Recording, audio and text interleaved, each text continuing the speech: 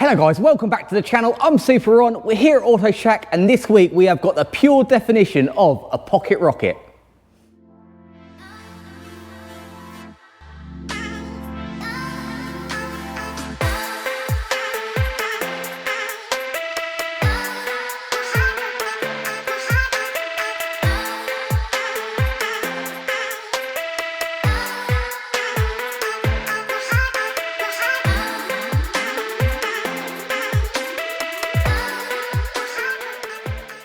So this is a 2021 Toyota Yaris GR4. It's one of our regular customers and this is his new addition that he's brought down to us today to lower. Because it's got a bit of a 4-finger gap, he just wants to lower that down a bit. So we've got some H&R springs to go on and that's my job today. Now these GRs have been causing quite a stir in the car world the last year and I didn't really know too much about them. So I've just done a bit of Googling and the stats on them are pretty amazing. So like many homologation rally cars, there is not a lot of the original car left. On this Yaris, still got the original 2.65 metre wheelbase, it's got the original lights, mirrors and aerial, and that is it. Everything else is different, even the chassis underneath isn't Yaris anymore. The front half is loosely based on Yaris, but the rear half is Toyota Corolla and CHR with the 4-wheel drive system. With the huge bumpers, it's 55mm longer, the massive arches make it 60mm wider, and it's actually 40mm lower than a standard Yaris.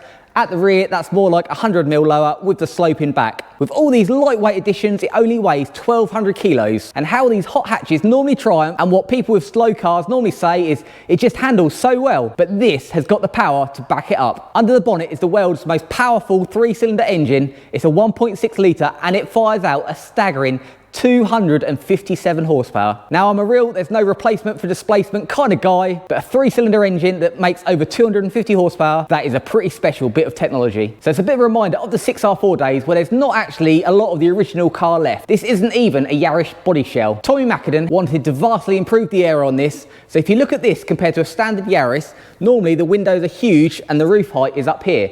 They actually lowered the roof height. He wanted to do it a little bit more apparently, but Toyota said they wanted to retain the rear seat, so they came to a compromise and lowered the rear of the roof down to here. The roof itself is no longer metal, it's actually carbon fibre, saving 3.5 kilos there.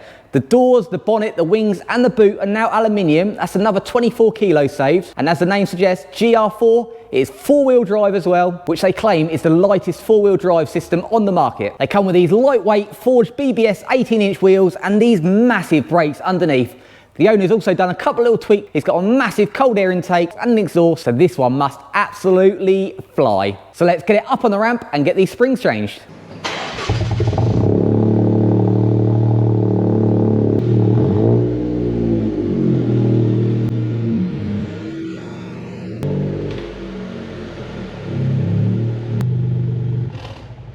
Well, that is a weird sounding 3-cylinder engine. There's definitely something odd going on there.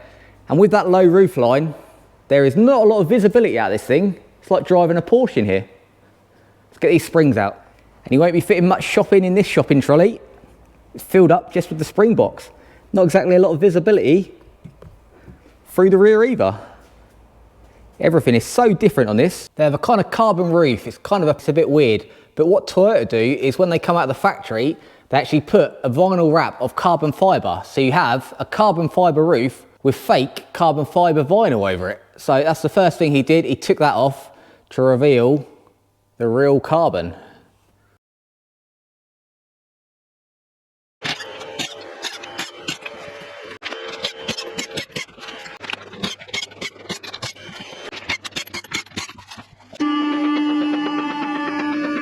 And up in the air, wheels off. Everything is just subtly bigger on this. Obviously, you've got the huge 370mm front brakes and 4-pot calipers, but even the wheel nuts were 21mm, which are huge for a Yaris. It's more like truck size. Pull it all off and all underneath. It is nice working on these brand new cars. Everything is nice and new and shiny. He's also had a full 3-inch catback system from Motion Fabrication. Jack made this stunning system up. We use him for all our exhausts as well. Everything is perfectly TIG welded, V-banded. And it's got these thin wall 4-inch tips as well, which makes it sound pretty amazing. So looking at the rears, it should be nice and easy. Just drop the shock off and hopefully we can get enough to get those springs out. Shouldn't be too bad there. On the fronts, Just a normal McPherson strut, so we'll have a look at the top to see where the top mounts are. It shouldn't be too bad to do. So like I said from the top, the majority of the front is based on Toyota Yaris, but as you go to the back, most of it is Toyota Corolla and CHR. There are 4,175 weld points, that's 259 more than a standard Yaris, and then on top of that, they put 35.4 metres of structural adhesive on every single joint, every single overlap of metal. You can see everything has got the extra sealer. So this thing must be more rigid than a safe. So let's start stripping down.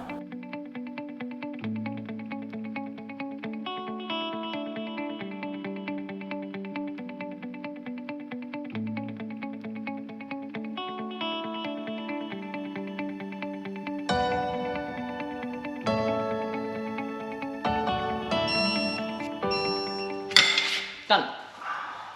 That's the rears all on. They weren't too bad to do. I couldn't drop it off the shop because there wasn't enough room, so we just dropped this one off. Springs out, springs in. So now let's move on to the front. And here is that marvel of engineering, the world's most powerful 3-cylinder engine. We're used to seeing 4 litres, 5 litres, 6 litre V8 engines here. So it's not that impressive to look at, but I guess it's what's on the inside that counts. He's also added this massive AirTech induction kit, so it's got the noise that it deserves at least. You also might have noticed I haven't put the normal blue tape all the way around protecting the paintwork, and that's because of, as you might have noticed, this is green. It was originally black and he had it all wrapped in this gorgeous green colour, which makes it super individual, but I don't really want to risk putting that sticky film over the wrap just in case it peels it off as I take it off. There's not much to do, I just need to get to these top mounts here. So it's not like I'm going to be climbing round all the wings. So it looks like wipers off, top mounts off, McPherson struts off, and swap the springs.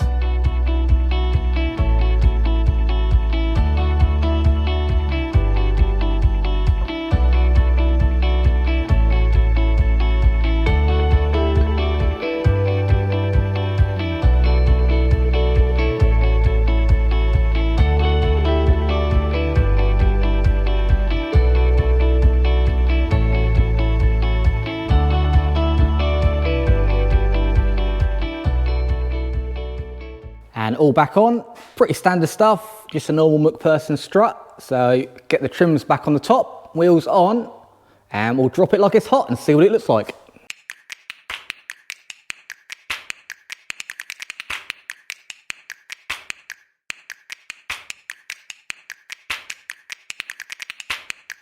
Let's drop it down.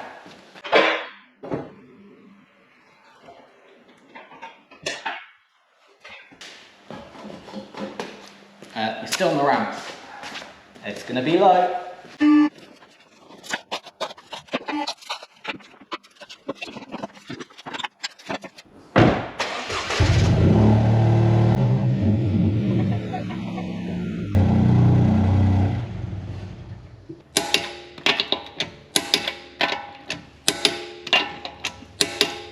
And back down on the floor, and that little drop has made a huge difference. The wheels fit the arch so much nicer now. Haven't got that huge gap at the top. Sits perfectly now. Just done little measurements before and after, and it's 35mm all round, so that'll probably drop a little bit more once they settle in. But this looks super cool now. So let's take it for a little test drive and see what all the hype is about.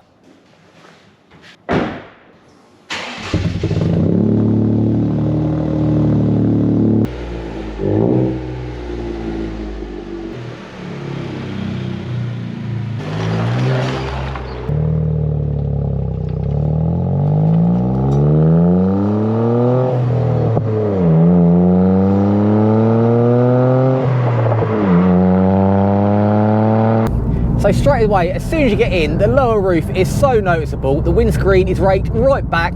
The doors are shallow. You haven't got a lot of headroom and you can't really see anything out the back. It's just like driving a Porsche. Even though this is a super lightweight hot hatch, it's still really well spec'd. We've got reverse camera, we've got aircon, we've got all the electrics.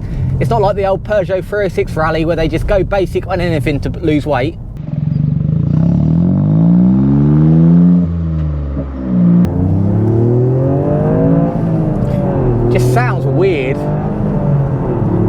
it's hard to describe.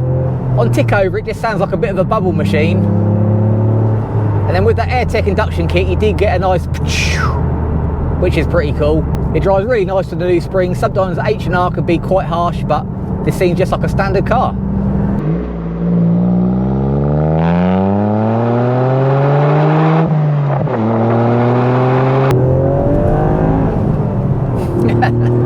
It is a really fun little car.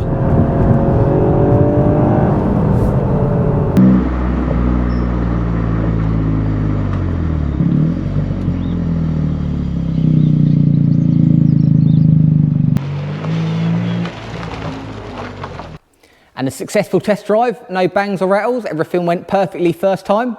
It's been awesome finding out all the facts and figures about these Yarises. You use the term Yaris really lightly because there is nothing left of the original Yaris in these. And it's been even cooler finding out why they happened, even down to the fact that Yarises are normally 5-door only, but the new WRC regulations said you weren't allowed to do any modifications to the rear doors.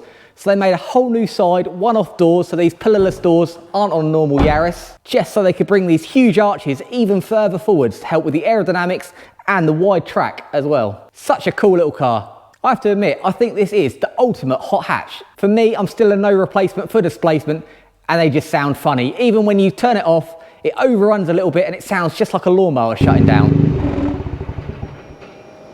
But from an engineering point of view, I absolutely love all this. All the technology, all the modifications that have been done. I'm a big fan. So that's going to wrap up this episode. I hope you enjoyed it. Make sure you give it a like and be sure to tune in next time because there's no telling what we've got in next. We'll get this one back to the customer. He's going to be super happy with this. But until next time, make sure you have fun.